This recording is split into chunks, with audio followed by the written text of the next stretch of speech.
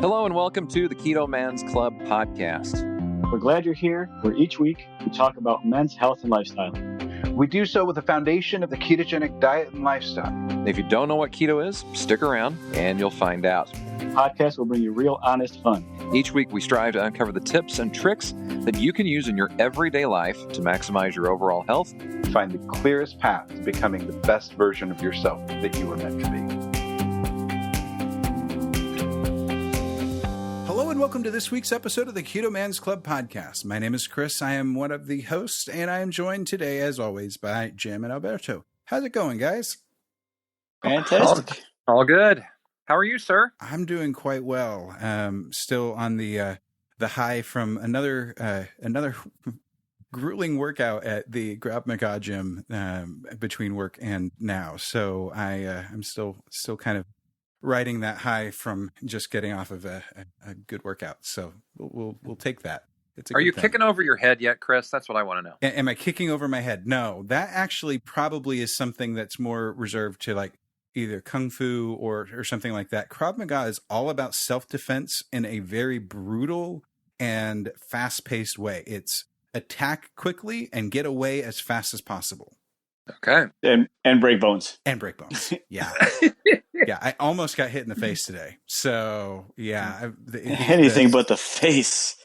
Yeah. He was, I may have, widened the pads just a little bit more than I should have, but he slipped on the inside of the pad regardless. And so it was an inch or two from my nose. And I'm going, okay. So yeah, we checked our gloves and pad positioning. But yeah, it's all good. He had gloves on. It was all good. It wouldn't have hurt too much. Anyway, so I am great. So what's new in your world? Alberto, we'll start with you. Picked up a bunch of post oak for the winter smoking season. And it's kind of funny because this place is like in Austin. It's in between two of my shops, so it's real convenient to go to. And it's next to a Tesla dealership. And then like there's a little mini mart, and then there's like an automotive repair center, and then there's an empty lot. And you pull into this empty lot. They only take check or cash, which I'm like, wow, you guys take checks. I'm like, interesting. But so basically, you just pull in. There's just piles of wood everywhere. You have enough room to pull in, do a lap, and pull out. And these guys, they call them 2x4s. It's basically an upright frame that's 2 feet by 4 feet. Mm-hmm. And they stack the wood inside it. You pay them your $50 cash, and they watch you load it into your truck. They won't even load it in your truck for you. So it's like, I'm sitting there, like, I'm like, man, we got this all wrong. I'm like, these guys work at an empty lot outside. All they do is stack wood in these frames all day, collect $50 cash. There was 2 trucks in front of me. There was 3 trucks behind me. And I'm like, and his biggest concern for the day was if he had enough change to break my bill. I'm like, wow, like, yeah, I'm going about this whole thing all wrong. I'm like, I want this guy's job. Yeah. And they literally have tarp shacks with a smoker inside the shack that they use for heat and to cook their food. I love it. Yeah. I love it. That's awesome. Is that off of 183 by chance? Yeah. Okay. Yeah. It's called Harley's. Okay. If we don't need wood at our house because we've actually trimmed our multiple oaks in our yard. So we have wood for days and days. But if we ever need, I know where to go. So that's very cool. Jim, how about you? Excuse me. A little bit of a downer of a week, so I'm trying to perk back up. Some job stress, if you will, and getting into the holiday season means that there's a lot more on the obligation side. So didn't get as many workouts in over the last couple of days as I would like because days have gotten longer. But Car November is wrapping up by the time this comes out, or will have wrapped up. Trying to stay as good as possible, but yeah, it's been a little rough week. We'll just leave it at that. So, but surviving. Hey, we all have to deal with all of that, as at different times, and it doesn't help at all that the days, the daylight days are getting shorter and shorter. So we're ending up dealing with the seasonal affective disorder stuff because that's pretty. That can affect people a lot. I'm used to being indoors, 95% of the time. So for me, it really isn't that much of a change. Yeah, I talked to somebody about that today, the seasonal disorder thing, because I don't think that that's ever bothered me. But in the last couple of years, more inside work, time change, leaving when it's dark, being inside a building much of the day, coming home when it's dark, that gets to you. So yeah, well, we're surviving. We're gonna make it work. Yeah, absolutely. And there's a lot of things that you can do for that. I supplement. Whenever I first started getting my blood panels with TRT, I started that part of that was, how's your vitamin D?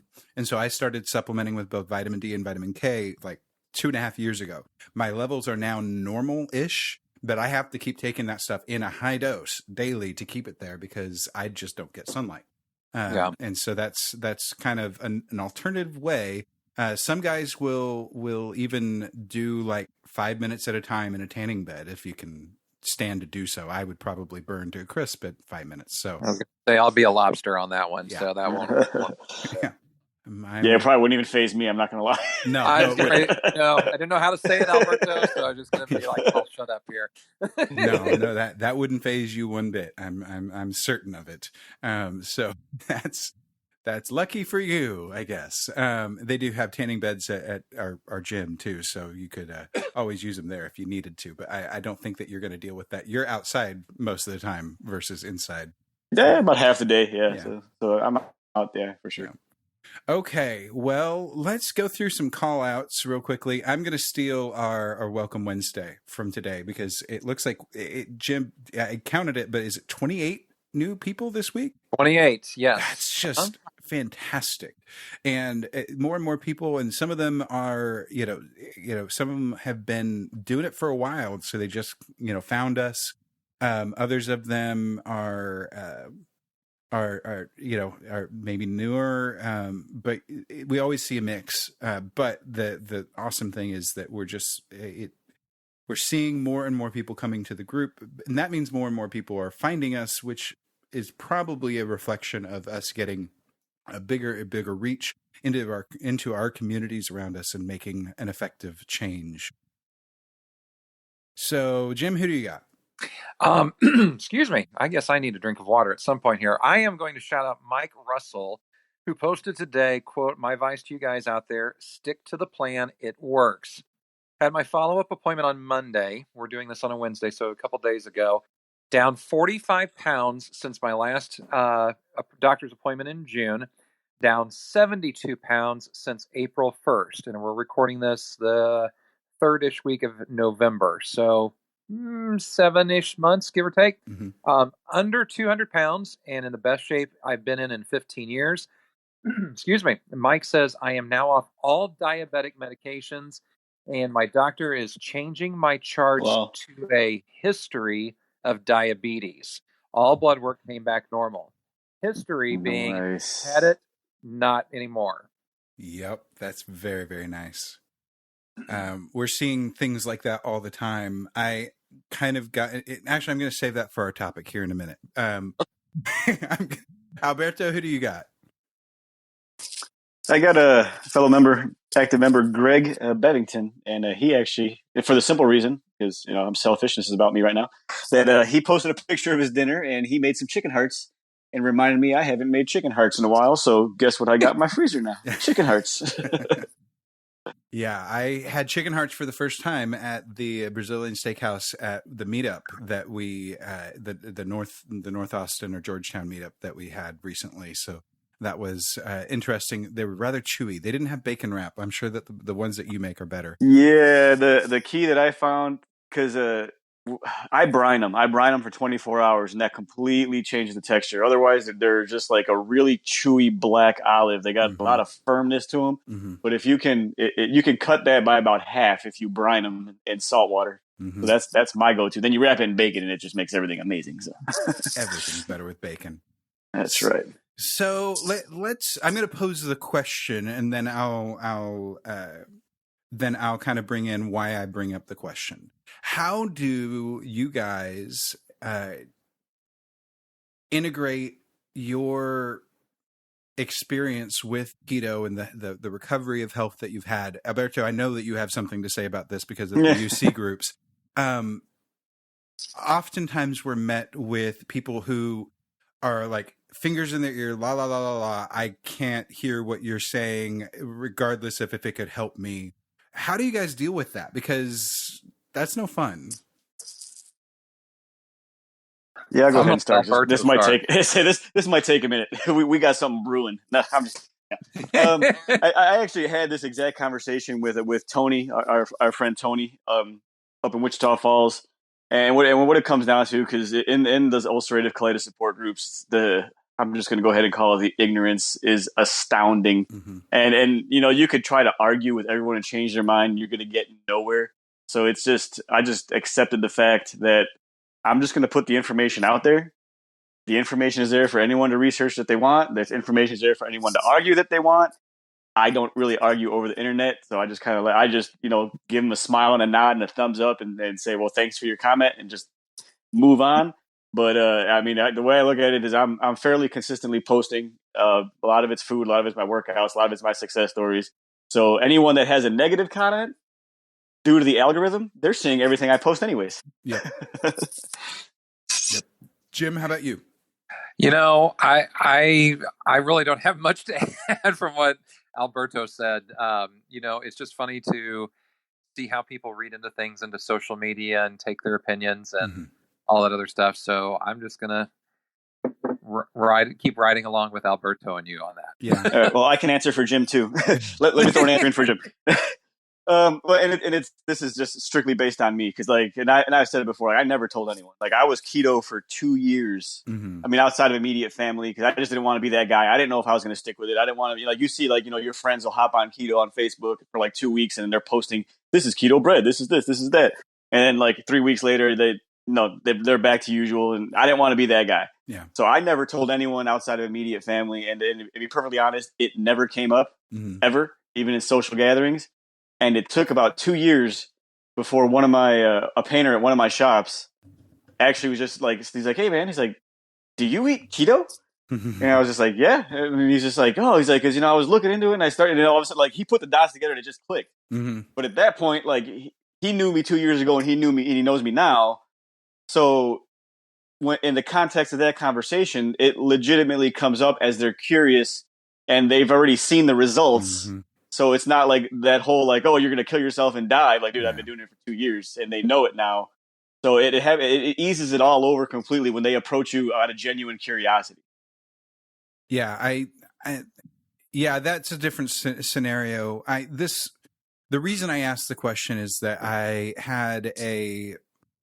saw a Facebook post earlier today on one of my friends' wall that they shared, and it was talking about how certain generations aren't getting or are ending up being less healthy than older generations, and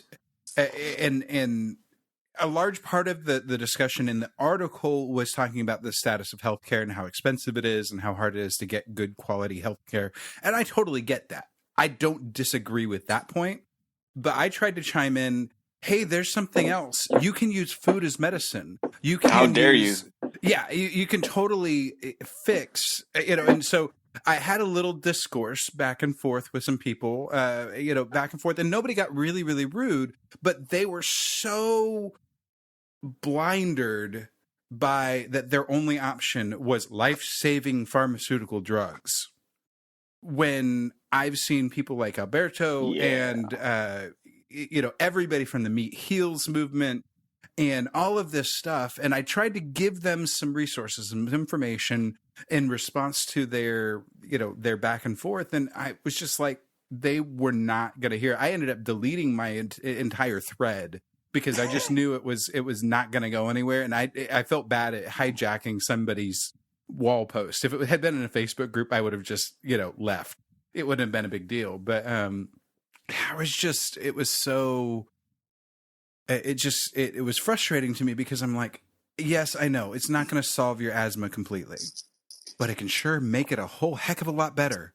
Right. And like in my scenario, in the groups that I'm in, I mean, we're talking about like severe intestinal disease. Yeah.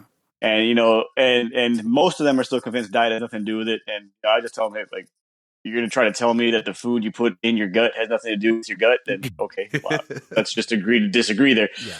But and the comment that I see the most that just still to this day drives me absolutely insane is like people will just go on there and post and they'll ask like, well, what prescription can I ask the doctor to give me so I can eat anything I want?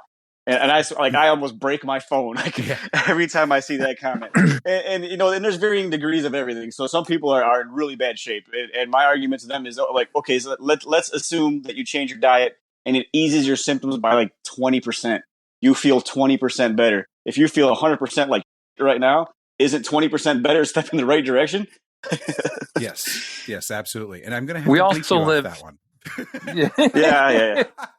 So the one thing I want to add, or to complement all of this discussion, is how we live in a very instantaneous society now. So people will get onto Facebook, on Instagram, onto Twitter, whatever social media, and they will see this very, very, very, very quick split-second shot of somebody's life. And they are seeing people who are made up by Hollywood makeup artists and stylists and all these other kinds of things, and they think that is the norm and that it's just going to happen that way. You even look at how it's done. You take a photo on your phone, and if you like it, great. And if not, delete. You don't have to wait till you can get all 24 pictures on your roll of film, send it to the photo mat, and have it delivered a week later. And, oh, I forgot to check doubles kind of thing.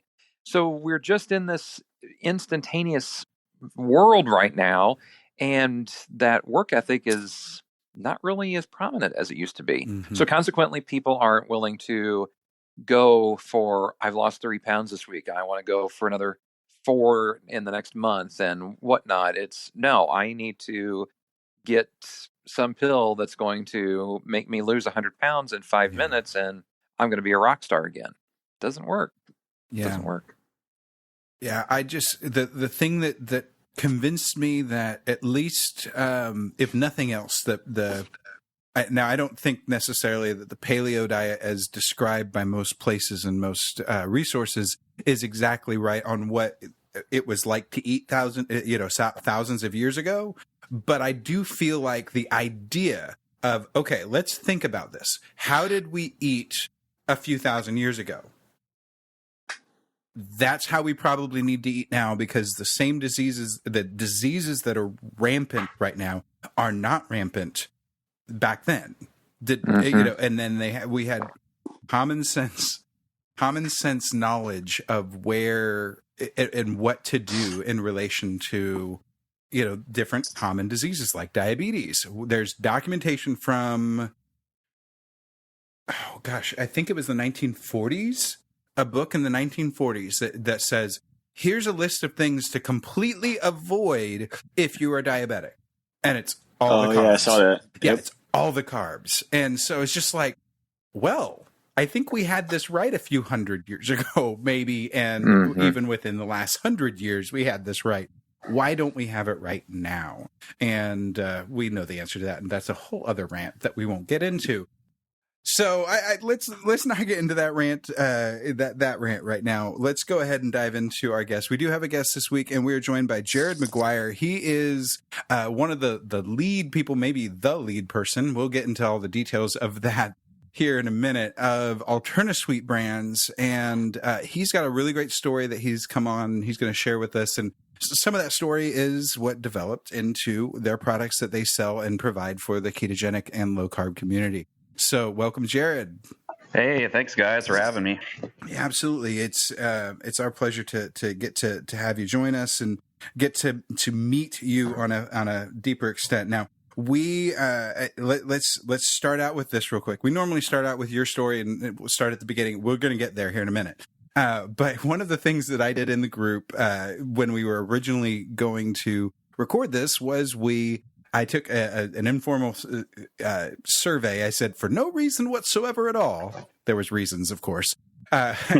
What's your favorite condiment pre or post keto? And so there's a big list of those. Some of the shining stars in this list were barbecue sauce, mustard, sriracha. You get into some others that I can't argue, but I would also argue that they are not condiments. Things like ribeyes. And Jameson. And then let's see, another one that our own Alberto suggested was Nestle strawberry syrup.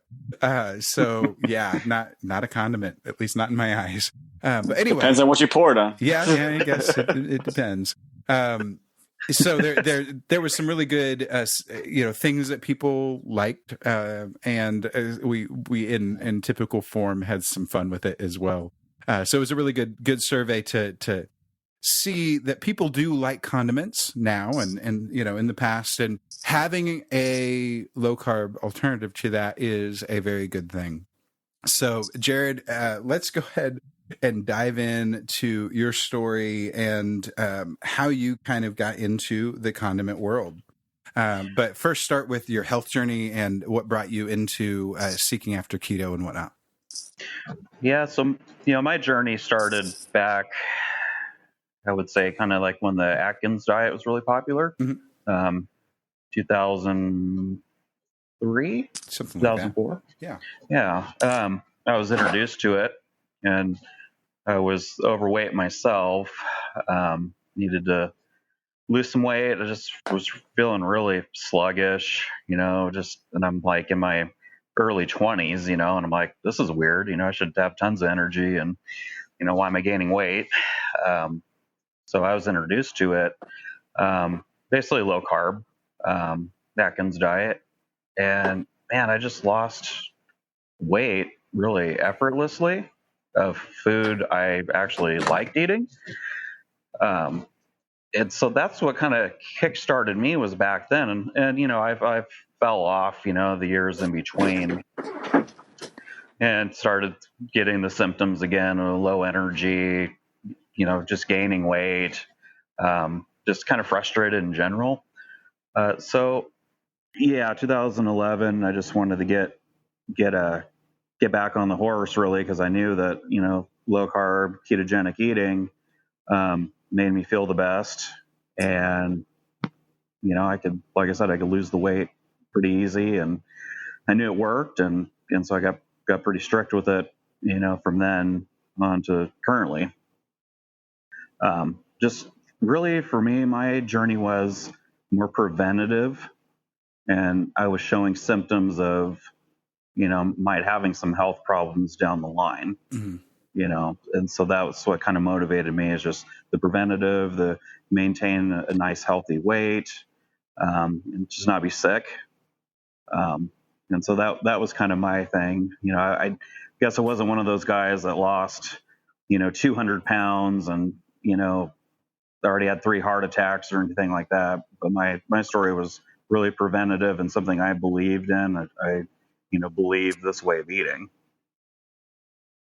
Absolutely. So, being that you were doing this preventatively, did you get into any of the blood work or biomarkers, or was it your main things that you were using as measuring sticks along the way, mainly just weight and how you felt? Basically weight and how I felt. I did do a little bit of blood work, and it came back normal. Vitamin D, I think that's important in any eating regimen. So I always watched that because I was always real low. But yeah, it was more about how I felt. And also cholesterol, you guys know, some measurements can come back and go, oh, wow, your cholesterol's through the roof. This is unhealthy. And you just know that the science says otherwise. So I wasn't too concerned about it. Yeah. At least back then, being younger, I didn't worry too much about it. Absolutely. So what, one of the questions that we sometimes ask is what surprised you along the way as you were learning about the ins and outs and kind of doing it for yourself? What caught you off guard? I think what caught me off guard is there's, at least when I was doing it, there wasn't a lot of, you couldn't make food very quickly, because at least when I was doing it, there wasn't half the amount of products there is now.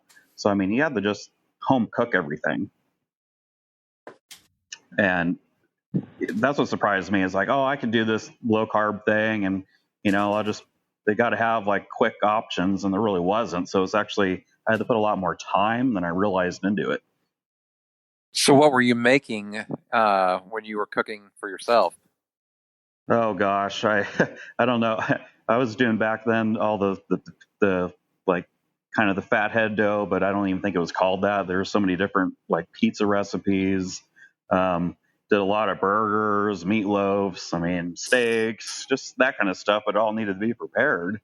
It wasn't Right. like eating unhealthy where it's like I'm going to just have a hot pocket for dinner. Mm-hmm. Mm-hmm. Yeah, and one thing we always talk about on a regular basis is what was always referred to as like the ebb and flow of when you start your keto journey. How like you first off you start kind of simple, maybe just a piece of meat and then some vegetables, and then you kind of get creative and you end up buying all these ingredients and then trying to make these like really fancy desserts and meals, and then you get tired of doing that, so you kind of end up going full circle like back to where you started. Did you experience anything like that as well? Yeah, a little bit. I would say that. Yeah, just I really dove really deep into YouTube videos of people that were making low carb recipes because I wasn't really much of a cook. I'm really basic, but I'm like I got to change it up. And there's so many videos just like how to make it, the ingredients to get. It was pretty cool. I'm glad that I had that, and the internet in general for just preparing really tasty stuff that stayed on my lifestyle plan. So with you finding this and kind of diving into Atkins initially, and then eventually going full keto later on, what was family like in response, or family and friends? Kind of a mixed bag. They're like, "Wow, you're losing weight. What are you doing?" And I would tell them, and some were like, "Well, good job," or some people were like, "Oh, I heard that wasn't healthy," and I'm like, I don't know what to say to that. I'm like, I'm losing weight and I feel way better. I got to be doing something right. So I kind of had some people that didn't understand either. They thought I ate. They thought I ate weird. Like, why? Oh, we're at a restaurant and you're taking, that bun off, or you're just getting just sides of things, like a steak, but you're not going to eat the potatoes. And they just thought I ate funny, and I'm like, I don't think this is funny. I think this tastes pretty darn good. So there's a lot of eyebrows raising, and it's funny. Yeah, my wife to this day refuses to or call what I call a burger because it doesn't have a bun. Until it has Right. a bun, it's not a burger. It's just a meat patty. And I'm like, okay, call it whatever you want. It's delicious. Right. Works for me. Yeah, and when you're the first one of like your group that actually starts eating this way, I think everyone can agree that everybody probably got the same reaction. And then looking back to when you first heard of it, or you started, you're like, I get to eat nothing but meat and all the fats, and that's going to be good for me. And everyone's skeptical of it when they first hear of it at first, so they actually try it. Exactly. So it's like you put yourself in other people's shoes. It's 100% understandable. Right. Looking on the shoe on the other foot for sure. People like, well, why don't you just eat what they call normal, but just less of it? And I'm like, okay, well, I tried that. I'm hungry all the time. I'm just listening to it all and kind of taking it in, because it's funny how the world perceives people who follow keto, and that it's weird, but yet the constant potatoes and bread and everything and all of that, kind of going back to what we talked about a few minutes ago with the food as medicine kind of thing. I'm just smiling to myself thinking about how clear it is that what you're doing, and you're seeing the results, and others are looking and like, that's weird, but yet they're not getting the results kind of thing. Exactly. Yep. Yeah, and I mean, I went through it too. I don't remember exactly how old I was, but because for me, my birthday is always my goal day for my exercises and trying to lean out and whatnot. And this was still living in Michigan, so this was probably about 6-7 years ago. And my birthday was coming up, and I was in the high 180s, and this is when I was still eating whatever I want and drinking entirely way too much beer. But I went on this kick of 2-a-days. I would work out in the morning, and I was traveling for work then too. I would travel with a giant duffel bag full of resistance bands and chin up bars and all kinds of like tubs of protein powder in there. And I would hit the hotel gym in the morning, work out at night. Everywhere I ate rice, chicken, and salads for like 6 months straight. And of course, I lost the weight. I dropped down. I think I ended up losing 15 pounds, got down to like 172 pounds, I think, for my birthday. Was all excited, partied for my birthday. 8 months later, I was up to 190 pounds.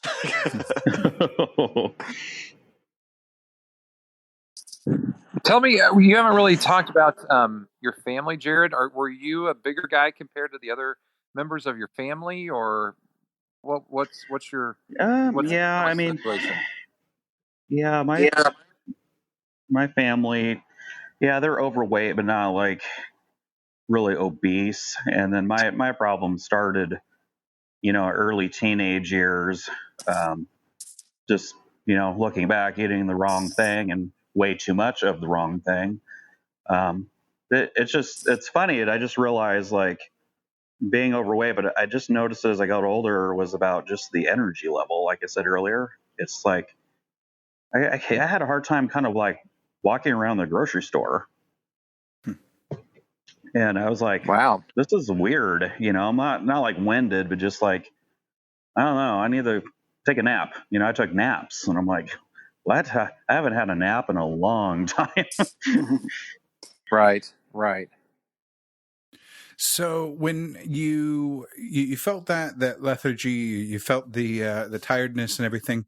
At this point, years later, you found this way. You've lost the weight. What's that?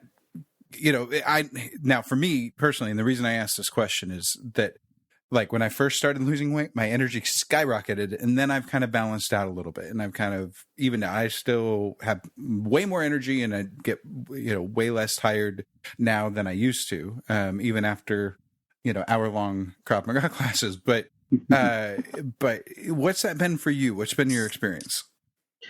Well, that's very similar, like tons of energy, almost euphoria in the beginning. And then I think I've balanced out. And then occasionally I will get tired, but I think I can kind of pinpoint. I'm like, you know what? Electrolytes. Mm-hmm. I'm not drinking enough water. I'm not getting enough potassium, sodium, magnesium. So I'm pretty in tune with how I feel. So that's helped a lot. Then I have the opposite effect. It's like I can't sometimes sleep at night. I'm like, man, my body's tired, but man, I just can't turn the mind off. And then I see threads on Facebook, keto group saying, anyone got insomnia? And there's like a thread of like 300 comments going, yep, I'm right there with you. Yep.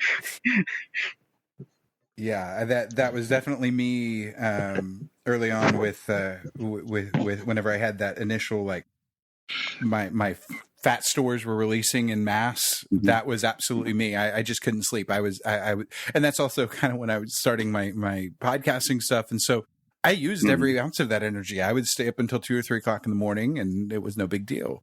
But yeah, it's crazy how powerful you get. And yeah, sometimes I still see the insomnia and things like that. So let's go ahead and start transitioning now. You're a business person, obviously. Just a little bit of a business person. You've started a brand that's taking, hopefully, the entire world by storm, but definitely the keto world by storm. The Alternasweet brand sauces. So, like, your primary sauces, or are they the only 3 that you have? I don't know yet. The only 3. So it's ketchup, spicy ketchup, and barbecue sauce, correct? Yes. Yep. Okay, so I've tried them because I've been to KetoCon, and I have bottles of it in my house right now because I was meeting up with your partner recently at another local meetup here in the Austin area, and so it's really good stuff, and it tastes just like the real stuff, but you're using stevia instead of some of the other sweeteners and whatnot. So that helps. Tell us a little bit about how that came to be, why you felt the need, all of that type of stuff. Yeah, so, like I was saying, around 2011, 2010, I was just really getting serious. And And, you're preparing your own food. So it's taking time, right, to make your own food and stick to it. And I'm like, I just don't have a lot of time to make my own sauce. So back then it was the barbecue sauce. And so that was my first one.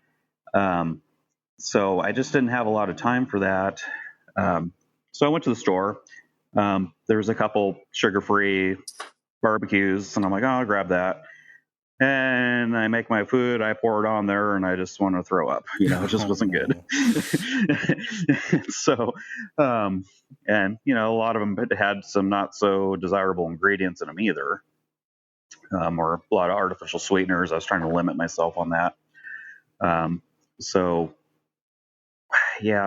what I did is, I would just make it at home, playing with different recipes of a sweet barbecue sauce, like a Sweet Baby Ray's, because that was one of my favorites. But obviously that one was out. So I just experimented a bit in the kitchen and had a barbecue sauce recipe that I liked, and I'm like, wow, that's really good. And then I used stevia and erythritol in it instead of like Splenda or an artificial sweetener.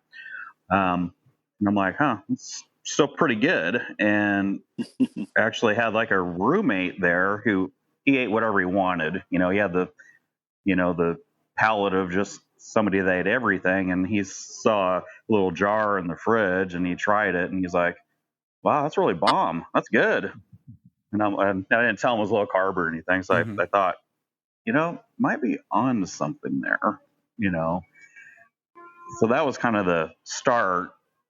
Was just didn't want to, I wanted something to help me stay on my plan, but it has to taste good. Something I could even take into a restaurant, when I'm taking the bread off the bun, I have my barbecue sauce with me. So, and just it just helps you stay on the lifestyle change. So I hope there's a story coming up where you walk in with this like 40-ounce jug of this barbecue sauce into a joint and just slather it on somebody else's food. That would be awesome. Well, apparently you guys almost did that at the barbecue place across the street from KetoCon this past year. It's like, we're just bringing in bottles. We'll just place them over here. We're good. Yeah, that was awesome. One of my favorite barbecue places I've been to there too. So it was good stuff. That's certainly definitely one of the better ones. So tell us a little bit from the business side how that transitioned into you taking it from you making something for yourself to getting this out into the hands of the masses. Yeah, so I had made this recipe and I had an opportunity to start a business, and I'm like, you know what? I think people need something like this. It's just people try diets and they try these, not even just keto, just, diets, or they're diabetic. And the options are so limited, and then the ones they can have, generally speaking, wasn't the most pleasant. So, so that's what started. And so I, made, some up by hand in little mason jars and just kind of gave it to some people and got really positive feedback on it. And so I kind of skipped the step of, bottling it ourselves, and went and searched out a factory, a small like co-packer factory that could take the recipe, enlarge it, and, bottle it and label it and ready for sale. And that's what we did. And then, had our first product in our hand within, several months. Did some farmers markets with the actual product. Still got some really good feedback on it. Made a really simple website. Got an Amazon listing, and this is just the barbecue sauce. And things started to go, but it's a brand new product. Nobody knows about it. Keto wasn't as well known because this is 2012 now. So it just took some time to really get it going. And then around that time, a few months later, we released the classic ketchup, just the regular version. Yeah, very cool. So let's go ahead. So you got it out into the masses. Like, how did you started with the farmers markets and things like that, but after that, kind of what was the reception like, and kind of what if anything, what made a big boom in that getting like a lot of attention?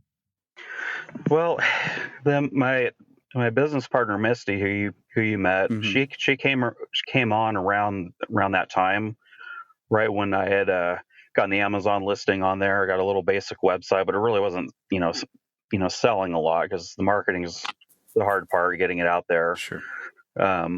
And I don't think our demographic was nearly as big as it is now.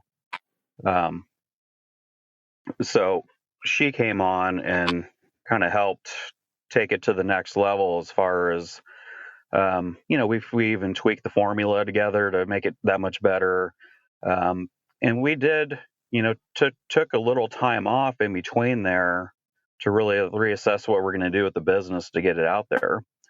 And then we basically made a commitment to each other, like, hey, we got to do something and really get it out there. So, we brought on somebody to totally redo our website, and redo our Amazon listing to get it more exposure, more pictures, just more people finding it.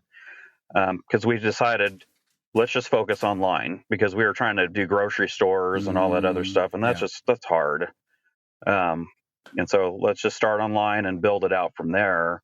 And then it just seemed like it just organically kind of took off. It's just like we just really put all our energy into it, because we feel like we have an excellent product, and more people just need to find out about it, and that's just kind of how it just kind of snowballed from there.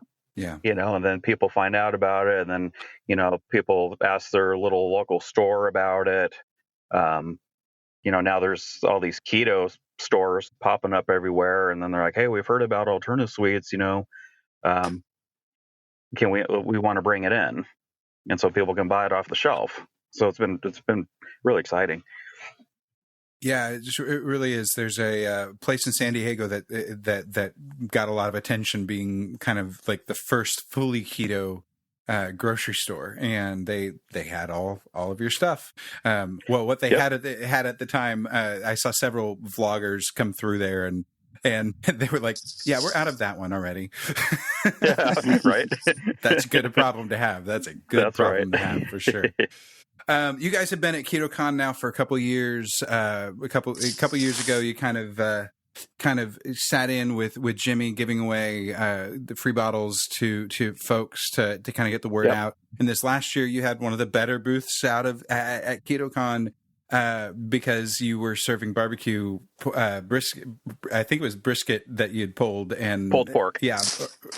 Oh, pulled pork. Yeah, pulled pork. Yeah. So you had that every day for around lunchtime, and so people didn't even have to leave; they could just stick around and get a sample. Yeah, get a sample, and then another, and then another. And that's right. Yeah, there was no lack of food available.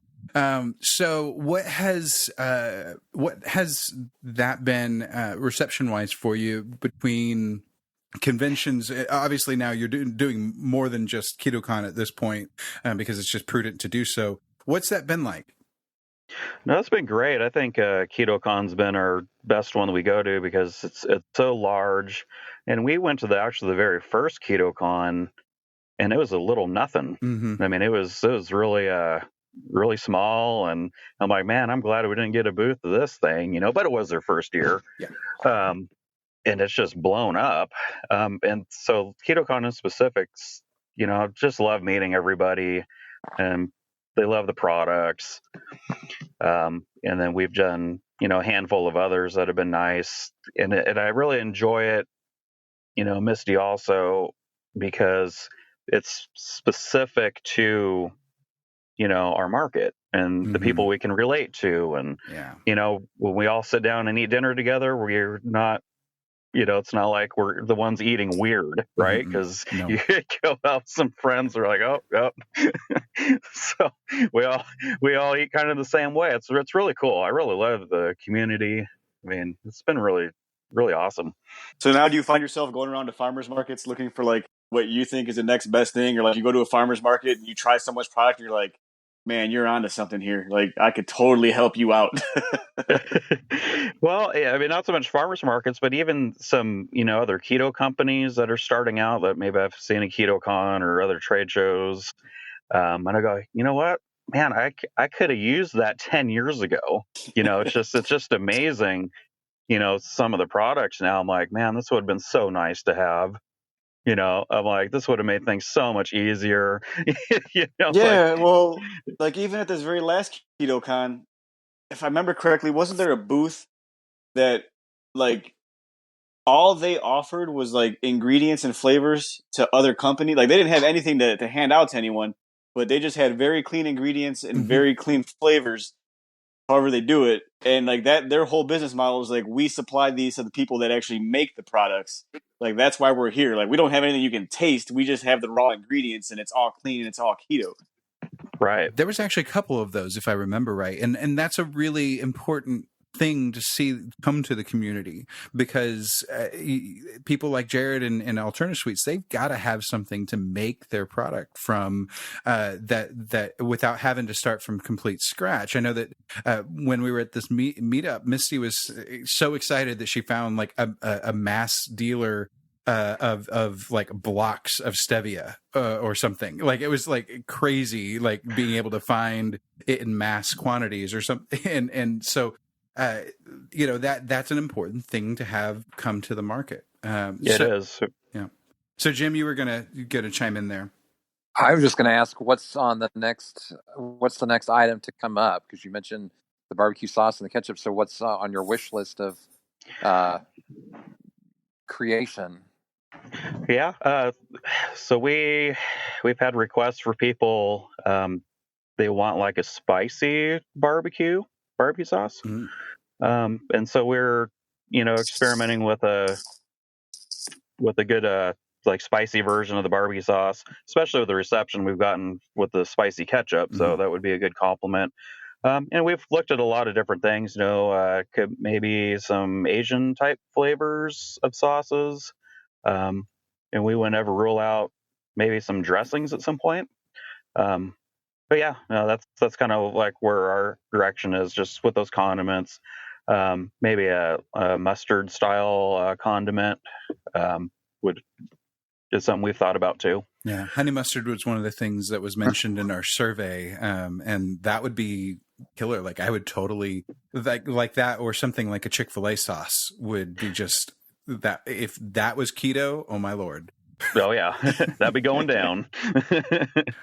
So yeah, it's really cool to get to see these products come to market and support our community, because that's really what it comes down to. The keto thing isn't just about diet, it's about community. That's what we love about the Keto Man's Club, is that it is a community of men that have come together to do life together, even in a virtual way, and support each other in all ways, but especially with a focus on our way of eating. And that's a really cool thing to see products come alongside and make that just a little bit easier.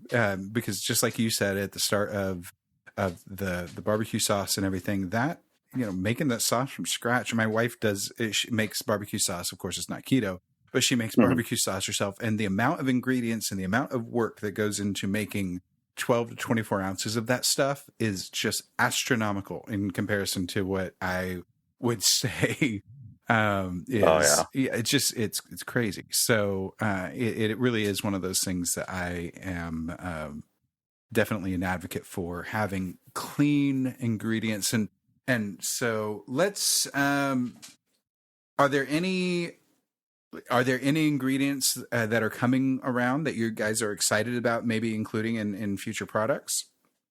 We've kind of looked into some now that stuff's being more readily available. Sometimes the prices can come down, so we can keep the product, Sure.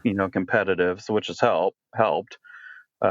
even erythritol back when we first started using it was really expensive. But now so many products are using it. I think, I don't know this for sure, it's helped kind of bring the price back down. Yeah, there's just so many different things out there now. And we're always looking at everything, and we're extremely picky too, just about the ingredients and flavors. And we have 3 really good products now. We want to just keep the line of sauces just to be, top notch. You just said something that caught my ear about being picky of the ingredients. Are stevia and I'm not even going to try and pronounce the other one that you mentioned earlier. Yeah. Uh-huh. Are there different variations on that, or is it all the same? Yeah, there actually is. Like with stevia, a lot of people, when they go, "Oh, ketchup has stevia," and I don't like stevia, it's bitter and it tastes bad. And you know what? They're right. The stuff that you buy in the grocery store is not a super high quality stuff, and it bitters out.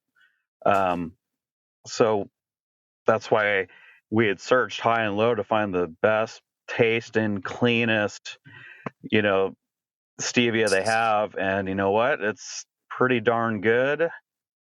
And it is more expensive, but I mean, it's just a huge difference. So we really like to educate people going, okay, well, that stuff that you had at the grocery store, or maybe at Starbucks, we needed the stevia and the raw stuff or whatever it is. It's not like that.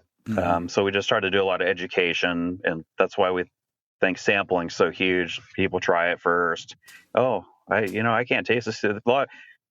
9 out of 10 people, I can't taste the stevia in it at all. They just can't. They can't pick up on it. No, I agree with that. They say not only that, like I had a bottle of ketchup that I had gotten at KetoCon, and I was just like, oh yeah, like a lot of the keto products, it's like, okay, this, in my head, I'm like, yeah, it says ketchup. It's probably going to remind you of ketchup, but it's, like, how ketchup can it be? And I brought it home, threw it. Didn't think nothing. I sat in the fridge for a while, and one day I was making a hamburger, and I'm like, what? Let's throw this on there. And I throw it on there. I take a bite. And I'm like, man, I don't remember what ketchup tastes like, but I think this is what ketchup tastes like. We've all forgotten. So I actually had to call a couple buddies who got theirs too, and we had this quick little conversation of like, does this actually taste like ketchup, or does this taste like what we remember ketchup tasting like? That we just came to the conclusion that one is equal to the other. We all agree to taste like ketchup. But I mean, overall, I have yet to find anyone who has tasted it that disagrees with the taste. They're all just like, wow, that is really good. So as you were saying, like the way you guys are using the sweeteners and the quality of sweeteners you're able to get, I didn't know there was different grades of sweeteners. I mean, it makes sense, but the formula you figured out seems to be right on the money. Thank you. Yeah, it took a lot of education to find, the cleanest tasting ones, and I had no idea then.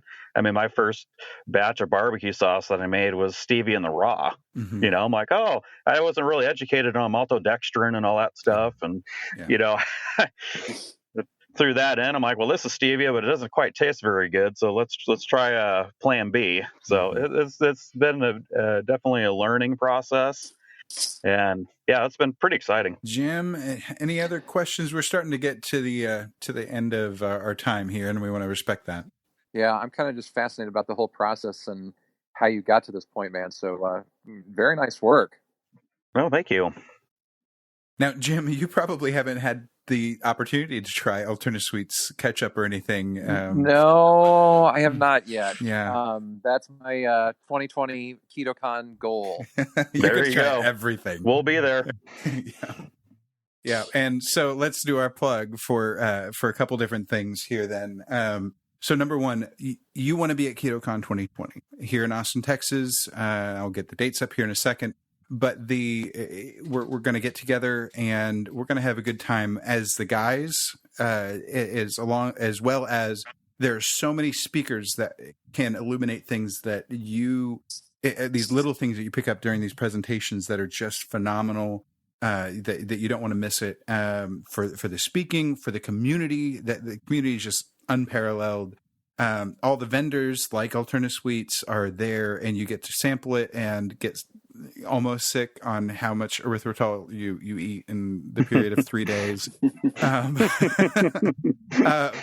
And but really it is something that you want to make the investment. You want to come. It's June 12th through the 14th this year in Austin, Texas. It won't be as hot this year, but it will be hot because it's Texas.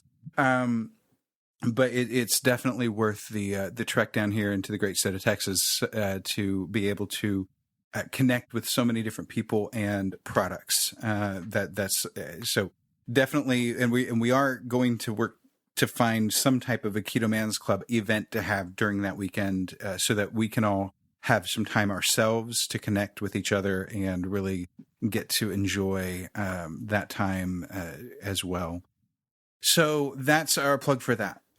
If you want to get Alternasweet, I believe that Missy said that we would be able to get a link that you guys would be able to use to find Alternasweet and be able to get that. And I don't care if it gives any discount even, but it will give Alternasweet the chance to see the results of how many people are finding the Alternasweet brand through our link and everything. So please, we'll have that link in the show notes. You can use that to find that and get all that going for you. So that's something to look for in there. We always like to plug the socials. So Jared, how can people connect with you online? So we're on Facebook under the company name, obviously, and Instagram. That's our two biggest platforms, especially Instagram. That's definitely a good page to check out with all the recipes that people are using with our sauces, which is pretty creative. A lot of creative recipes of using a ketchup and a barbecue sauce. Mm-hmm. So definitely check us out on there. Yeah, Frank was on our podcast recently, and he talked about how he's been with you guys and helped to develop a lot of the recipes that you have on your website to use the Alternasweet brand stuff for everyday things. And he's quite the chef, so I'm sure that he is. He's awesome. All of those we are love great. Frank. Yeah, he's good people.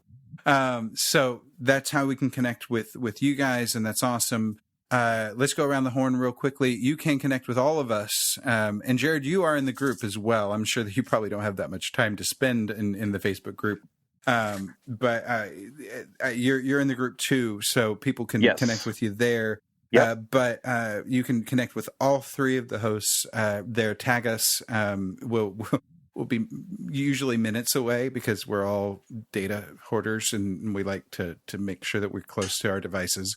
So we'll be, that's how it is. Yeah. So just tag us if you have a question for us. We'll be happy to answer anything that we can.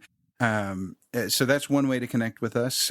You can connect with our podcast on Instagram or our webpage. The Instagram is at Keto Man's Club Podcast, and our website is theketomansclub.com. That's a link tree that connects to everything. Our group, our Facebook page, which is separate from that. Go like that. And we post our weekly episodes to that now, and share that with your friends and family.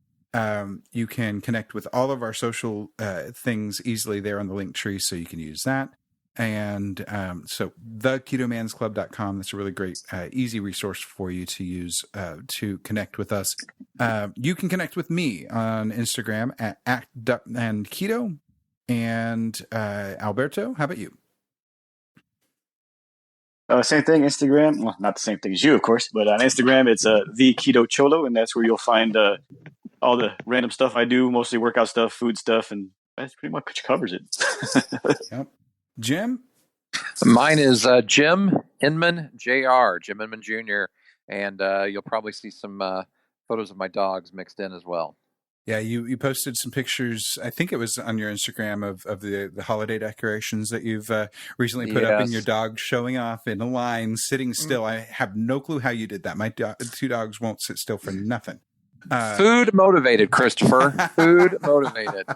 Yeah, if I have a treat in my hand, I can get them to do a few things for me, but getting them to sit still, multiple dogs to sit still in one place, that's always a task. Anyway, that pretty much is it. Any parting shots or any final questions or anything at this point? Well, Jared mentioned something about the crazy recipes and whatnot. So what is the craziest way you have heard one of your products be used in food? Oh, good question. Oh man, I got to think about that one. Nothing jumps There's out. not been a barbecue ice cream or something, barbecue Yeah, ketchup ice cream. Yeah. No, somebody like did something with the ketchup and they like thickened it a weird way and put it in like a squeeze bottle, and they came out like little dots, and it was like cool, like food photographs. Gosh, it's been a while, but I thought that was really cool. And some of the sauces people are making with the sauces are really cool. Like even the basic cocktail sauces, they use the ketchup as a base. Mm-hmm. Right. I always thought that was really cool. They can just get creative with it, but there's so many on our Instagram page. You have to check them out. Will do. I think that's it for this week. Until next time, make sure to eat meat, lift heavy, sleep, and repeat. Thank you for joining us for the Keto Man's Club podcast. Your support means the world to us. Don't forget to subscribe so you don't miss an episode. Would you help us spread the word about the Keto Man's Club by sharing with your friends and family? We're available on all podcast platforms, so just search for Keto Man's Club and you'll find us. If you would like to connect with us, you can do so a number of ways. Our web address leads to our Facebook group, theketomansclub.com. That's TheKetoMansClub.com. You can also follow us on Instagram at Keto Man's Club Podcast. Lastly, if you have any comments or questions, feel free to reach out via email to KetoMansClubPodcast@gmail.com. Thank you again for joining us today, and we look forward to hanging out with you again next week.